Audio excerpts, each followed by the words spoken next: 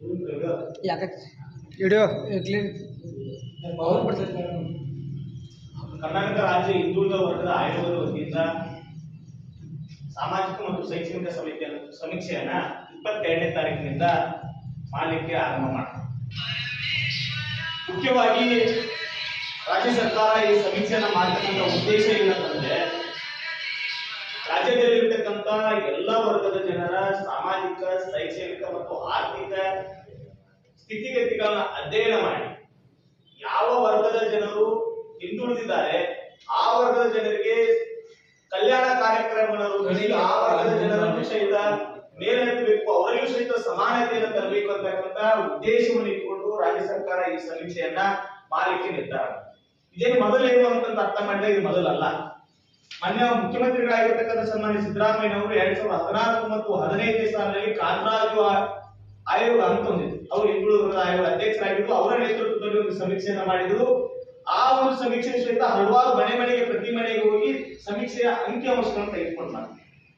ತದನಂತರ ಆ ಅಂಕಿಅಂಶಗಳನ್ನ ಕ್ಯಾಬಿನೆಟ್ ಮುಂತಂದು ಸರ್ಕಾರ ಮಂಡಿಸಿ ರಾಜ್ಯದ ಎಲ್ಲಾ ಜಾತಿ ಜನಾಂಗದ ಅಂಕಿಅಂಶಗಳನ್ನು ಮತ್ತು ಸಾಮಾಜಿಕ, ಶೈಕ್ಷಣಿಕ, ಆರ್ಥಿಕ ವಿಚಾರಗಳನ್ನ ಮಂಡಿಸ್ಬೇಕಂತೇಳಿ ಯಾವ ಸರ್ಕಾರವೂ ಸಹಿತ ಏನ್ ಮಾಡ್ಲಿಪ್ಪ ಅಂತಂದ್ರೆ ಧೈರ್ಯವನ್ನ ತೋರಲಿಲ್ಲ.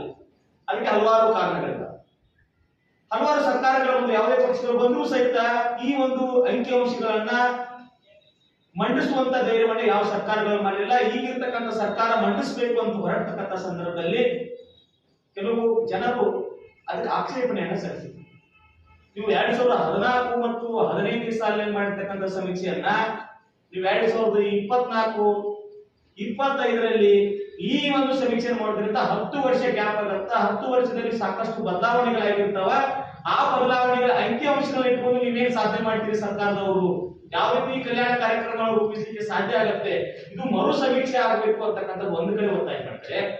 ಇನ್ನೊಂದು ಕಡೆ ಆರೋಪಗಳು ಬಂದು ನಮ್ಮ ಮನೆಗೆ ಬಂದೇ ಇಲ್ಲ, ಇವೆಲ್ಲೋ ದೇಶಿ ಹುಂಡ ಕೊಟ್ಟು ಸಮೀಕ್ಷೆ ಮಾಡಿದಾರೆ, ನಮ್ಮ ಮನೆಗೆ ಬಂದೇ ಇಲ್ಲ ಅಂತಕ್ಕಂಥ ವಿಚಾರಗಳನ್ನ ಇಟ್ಕೊಂಡು ಸರ್ಕಾರ ವಿರುದ್ಧ ನಿರಂತರವಾಗಿರ್ತಕ್ಕಂಥ ಆರೋಪಗಳನ್ನ ಮಾಡಿ ಸರ್ಕಾರ ಇದೆಲ್ಲ ಮನಗಂಡು ಒಂದು ತಾರ್ಕಿಕ ಅಂತ್ಯ ಒಯ್ಯಬೇಕಂತೇಳಿ ಇನ್ನೊಂದೇ ಸಮೀಕ್ಷೆಯನ್ನ ಮಾಡಿ ಈ ರಾಜ್ಯದ ಜನರ ಒಂದು ಸಾಮಾಜಿಕ, ಶೈಕ್ಷಣಿಕ, ಆರ್ಥಿಕ ಸಮೀಕ್ಷೆನ ಮಾಡ್ಬೇಕಂತೇಳಿ ಸರ್ಕಾರ ನಿರ್ಧಾರ ಮಾಡಿಕೊಂಡು ಸೆಪ್ಟೆಂಬರ್ 27ರಿಂದ ಸಮೀಕ್ಷೆನ ಆರಂಭ ಮಾಡಿ ಸಮೀಕ್ಷೆನ ಆರಂಭ ಮಾಡಿದ್ರು ಸಹಿತ ಹಿಂದೆ ಯಾರು ನಮ್ಮನ್ನ ಆರೋಪ ಮಾಡ್ತಾ ಇದ್ರು, ಯಾರು ಇದು ಸರಿ ಇಲ್ಲ ಹೊಸ ಒಂದು ಸಮೀಕ್ಷೆ ಮಾಡಿ ಅಂತ ಒತ್ತಾಯ ಮಾಡ್ತಾ ಇದ್ರು, ಅವತ್ತು ಇವತ್ತು ಹೇಳ್ತಾ ಇದ್ದಾರೆ ಇದರಲ್ಲಿಯೂ ಸಹಿತ ಲೋಪದೋಷಗಳನ್ನ ತೋರಿಸುವಂತ ಪ್ರಯತ್ನಗಳನ್ನ ಮಾಡ್ತಾ ಇದ್ದಾರೆ.